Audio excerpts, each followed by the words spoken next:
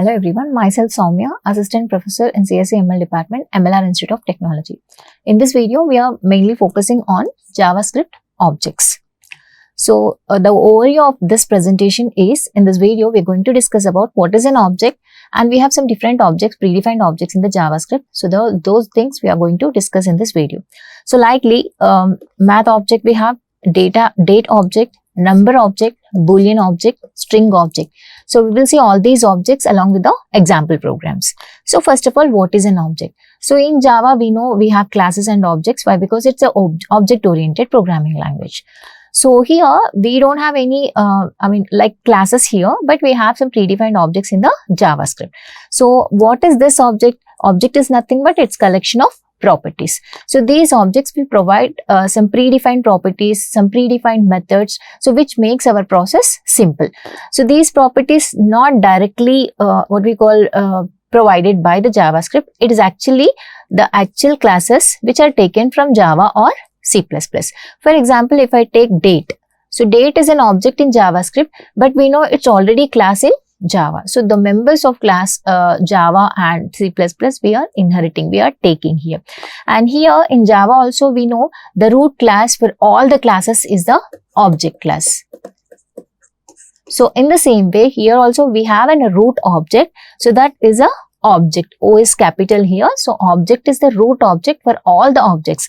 So, all the objects in the sense we have so many objects like we listed math object, date object, string object. For all these objects, what is the super object? So, the super object or the root object is the object.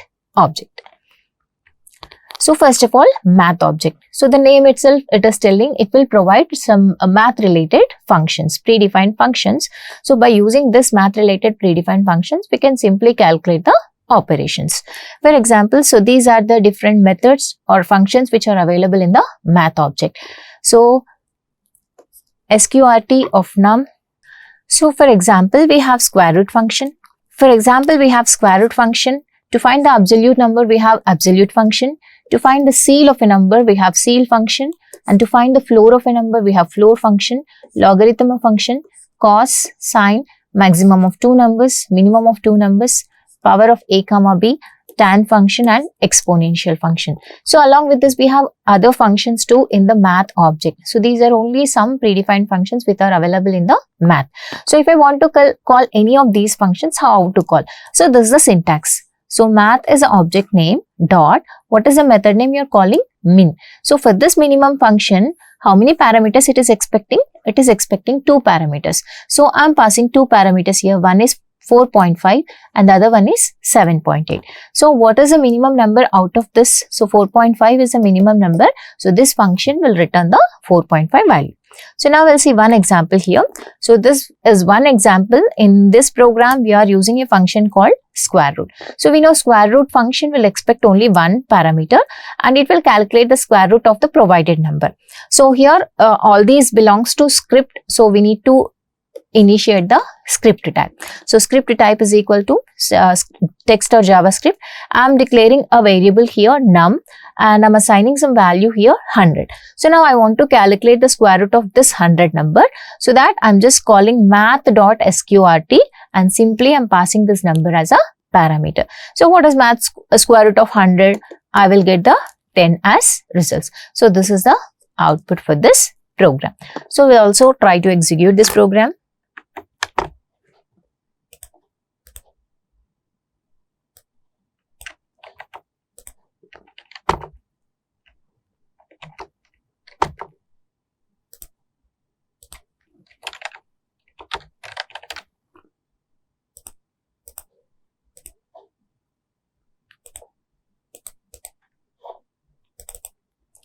So, this is the output I am getting. So, square root of 100 is 10 here. So, next top predefined object is number object. So, basically number object will also provide some functions, but basically it is used to use the predefined properties. Like for example, I want to use a pi value in my program. Of course, I already have the pi as a property or pi as a predefined constant value in the number object. So directly I can use this property name, that is pi, both are capital. So what it will do, it will simply replace the pi value, that is the 3.1416. So that will be replaced with the pi value. So like that, I just want to perform a function, I just want to do some operation, that operation will need a positive infinity to negative infinity, so or negative infinity to positive infinity. So in that case, how I can specify these infinite values? I don't have these infinity keywords in my keyboard, and even I don't know the number which is infinite, right? So for that purpose, you can use these values positive infinity and negative infinity. So all these are capital letters. Why? Because all these are predefined constants. So these predefined constants will be replaced with the existing values. So positive infinity in the sense, it will simply replace with the positive infinity. Negative infinity in the sense, it will simply replace the value with the negative infinity. The same way, what is the maximum possible value, integer value or maximum possible number we have, and what is the minimum number we have? So in the same way, nan, not a number. So whenever you want to use a value not a number, then in that case you can replace, you can use this value nan, not a number. For example, we know in forms, a text field, by default it will return the text only, whatever you enter in that. For example, if I enter 10 here, it will return 10. But what is this? What is the data type of this 10? It is actually text. If I want to do some operations on this 10, I need to convert it into integer.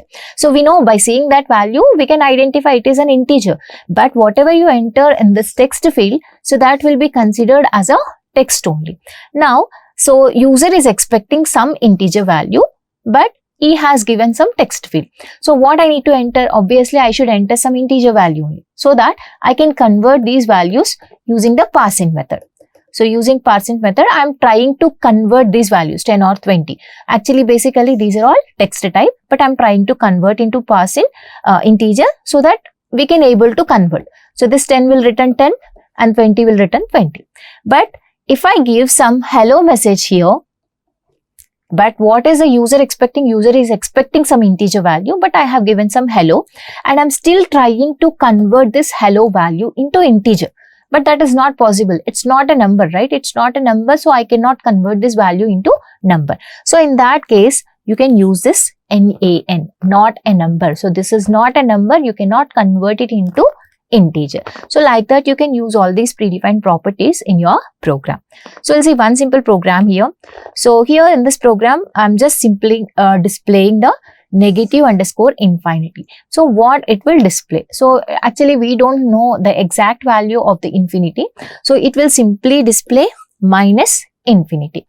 But internally, while checking the operation, while writing the program, so it will check with the infinity value. So we'll see the output for this.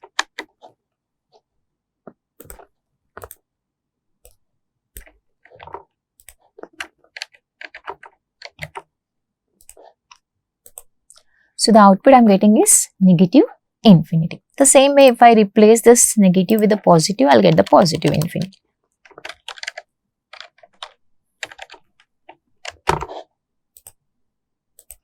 So I'm simply getting the infinity without any symbol. Why? Because positive in the sense we don't have any symbol. We don't keep any symbol for plus. So next object is date object. So we know date, we have class in Java. So similar to date class in Java, here we have date object. So we have so many methods here to print a particular date, a particular month, a particular day. And you can also set these values. You can retrieve the values using get methods. And you can set these values using the set methods also. If I want to get the complete date, like including the day, time, date, day, everything, you can use the date object itself. Directly you can print the date object itself. There it will print the complete date, complete day, complete time, everything it will print. But if you want to get only the particular date, a particular month, then you need to use these functions independently. So for example, the first method is get date. We know the date ranges will be 1 to 31. So in these 1 to 31, it will return one value. So what is the current date, today's date? For example, today's date is 25th. So what it will return? It will return 25. The same way, get day. So we know there are 7 days in a week. So it will give the numbers for a week, weekdays like 0 to 6. So if it is Monday, it will return 1. Why? Because 0 is Sunday, 1 is Monday, like that it will print. And get full year. So it returns a full year. Why I'm calling full year in the sense, for example, 2023 is the full year. But generally we will write only 23, right? If you want to get the full year, then you need to call this function get full year. Next, get hours. So what is the time now? For example, if the time is some 11 p.m., then what it will return? It will return 23. So that is 11 p.m. So hours it will return. The same way, you can set the date, you can set the full year, you can set the hours also using the set methods. The same way, we know the date object is a object format. If you convert that object format into string format, you can use this method called toString. Convert the object format into string format. The same way, we have value of, it returns a primitive value of the date object. Obviously, it is also a string value. So if you call this function, it will convert the object into string format. Then it will print that value. So one example program for date object. So here I'm just creating a reference for the date object. So this is the date object. So it is simply, you are just like you're using a Java class here. So I'm just using a new keyword to create a reference here. I mean to create an object here. So what is your object representation? That is my underscore date. So this my underscore date will contain the complete information. And now I'm just trying to print this my underscore date. But we know it is an object. I need to convert that into string format. How to convert? Using a method called toString. Just now we discussed, right? So what it will display? It will display the complete information. And coming to next one, get date. Only it will display the today's date. And get month. What is today's month? It will give in terms of values. Months we know, 12 months are there. So it will assign 0 to 11. So if it is January, the assigned value is 0. If it is December, the assigned value is 11. So accordingly, for every month, it will assign the value. So the output for this is, the first line is the complete time. It will give the date, year, day, month, time also. So it is GMT plus 5.5 hours. And get date, if you check the get date, it is only giving the date. So date will be in the range of 1 to 31. And coming to the month, it is giving 8. 8 in the sense, actually we need to consider it as a 9th month. So that is a September, like that. So now we'll try to execute this program.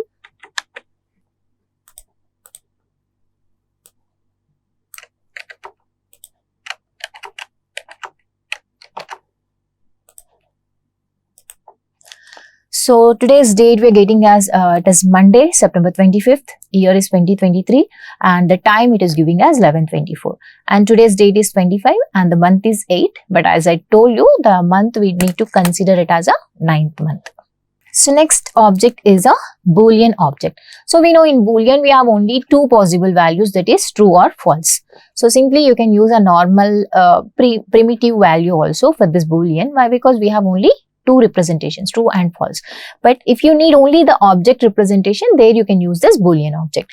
So here, just similar to data object, I am just declaring an object representation, a reference here BB.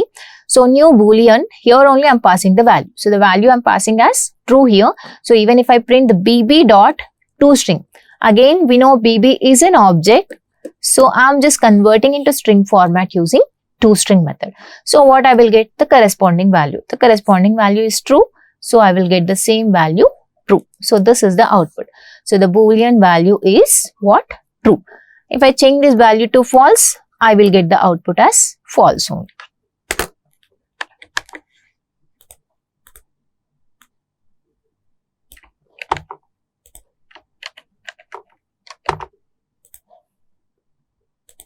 So the Boolean value is true I am getting. So if I change this value to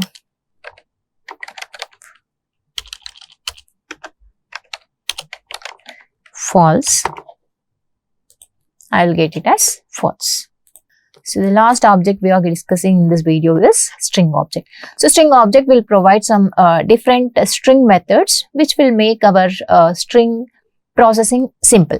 So the first method is concat method, which is used to concatenate two strings. It will append the second string to the first string.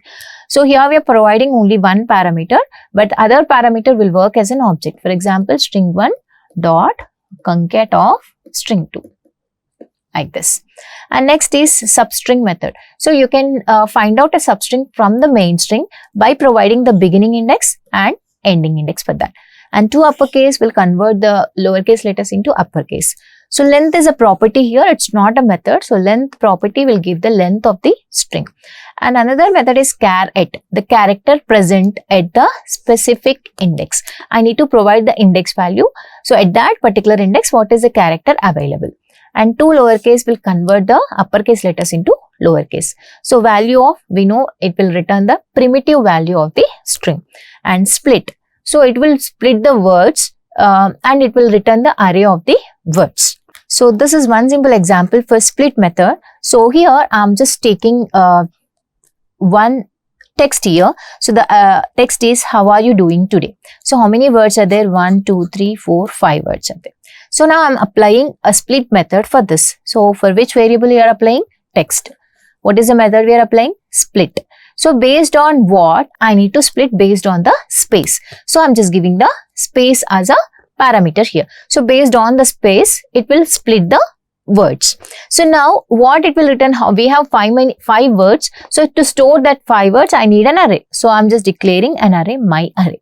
So this my array will contain now 5 words. So out of that 5 words, what I'm doing? I'm just printing only my array of 2. So where you're printing this my array of 2, already I have created a paragraph. So what does this paragraph contain? Nothing. So there is no text in the paragraph, that is empty paragraph. So for this paragraph, I'm giving some ID. So the ID is demo. So now what I'm doing, we know how to access your HTML document. So I want to get this paragraph element. So get element by ID. So I'm accessing this element based on the ID. Why? Because for this paragraph, I have already given the ID. So what is the ID you're giving? Demo. So with this ID, whatever the element is there, get that. So in that element, what you're doing, inner HTML is used to write the content into that element. So in the paragraph, write this content. What is this content? My array of 2. So actually, what is my array of 2? This is 0, this is 1, 2, 3, 4. So 2 should print U. So YOU. So that is the output I am getting here. So I'll try to execute this.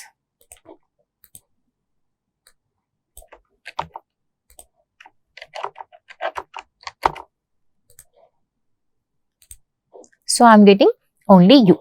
So if I print the first value, so the first value is what? R. So if I print one index, so I'm getting R. So like that, you can access the different values here.